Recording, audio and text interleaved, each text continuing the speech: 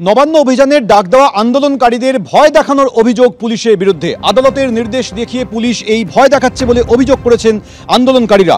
কাল নবান্ন অভিযান ডেকেছেন বঞ্চিত চাকরি প্রার্থী, চাকরিজীবী, চাকরিহারা ঐক্যমঞ্চ এবং সংগ্রামী যৌথ মঞ্চ। আর এরপরে আন্দোলনকারীদের পুলিশ ভয় দেখাচ্ছে বলে অভিযোগ উঠছে। আর আন্দোলনকারীরা হুঁশিয়ারি দিয়ে বলছেন যে ভয় দেখালেও নবান্ন অভিযান হবেই। তবে পুলিশ সূত্রে দাবি করা হয়েছে এমন কোনো অভিযোগের বিষয়ে জানা নেই।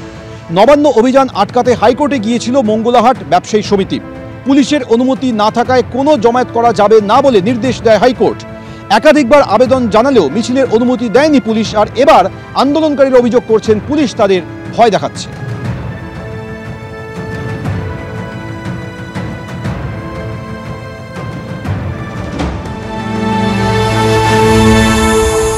সংবিধানে পরিষ্কার বলা আছে শান্তিপূর্ণভাবে জমায়েত করার অধিকার প্রত্যেক নাগরিকের আছে। আমরা বলেছি শান্তিপূর্ণভাবে জমায়েত করব, কোনো অস্ত্রশস্ত্রের ব্যাপার নেই। তাহলে আমাদের যদি গ্রেপ্তার করে পুলিশ তো সংবিধান ভাঙবে, তার মানে পুলিশ সংবিধান ভঙ্গকারী।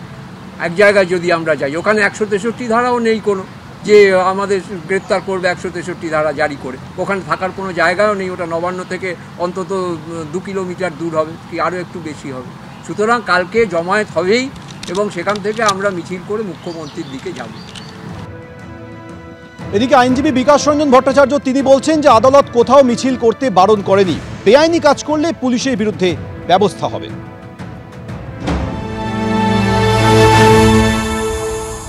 আইন পুলিশ যেমন ব্যবস্থা নেবে, আদালত তার আদেশে কোথাও বলেনি যে মিছিল করতে পারবে না। কেন, মিছিল করাটা মানুষের সাংবিধানিক অধিকার। সেই সাংবিধানিক অধিকার প্রয়োগ করার জন্য পুলিশের অনুমতির কোনো প্রয়োজন নেই। এটা আমি বারে বারে বলে আসি যে পুলিশের অনুমতির কোনো প্রয়োজন নেই। কিন্তু অধিকাংশ মানুষ তারা শান্তি রক্ষার্থে পুলিশকে তারা জানান, পুলিশ সেই সুযোগ নেয়।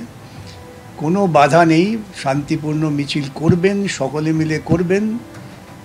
এবং পুলিশ যদি বাধা দেয়, পুলিশ যদি বেআইনি কাজ করে, তাহলে পুলিশের বিরুদ্ধে আইনি ব্যবস্থা নেওয়ার জন্য আপনারা প্রস্তুত থাকবেন। এই সাংগঠনিক প্রস্তুতিটা নিন, তাহলে দেখবেন যে পশ্চিমবঙ্গ শুধু নয়, ভারতবর্ষে সর্বত্রই পুলিশের জুলুমবাজি কমতে শুরু করবে। আন্দোলনকারীরা অভিযোগ করছেন যে কাল নবান্ন অভিযানের আগে পুলিশ তাদের ভয় দেখাচ্ছে। কি বলছেন সুকান্ত মজুমদার, দেখুন।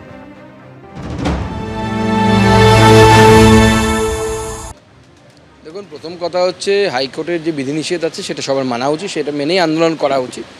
পুলিশ যেটা চাইছে মমতা বন্দ্যোপাধ্যায়ের নির্দেশে বিরোধী মানসিকতার সমস্ত ব্যক্তি, সে রাজনৈতিক ব্যক্তিত্ব হোক বা সামাজিক আন্দোলনকারী ব্যক্তিত্ব হোক, তাদের মধ্যে একটা ভয়ের পরিবেশ নির্মাণ করার জন্য। এটা কাইন্ড অফ একটা এমার্জেন্সির মতো। ইন্দিরা গান্ধীরই তো চেলা বা চেলি যাই বলুন না কেন, তো তারা ইন্দিরা গান্ধীর দেখানো পথই অলিখিতভাবে কীভাবে করা যায় সেই পথেই হাঁটছেন।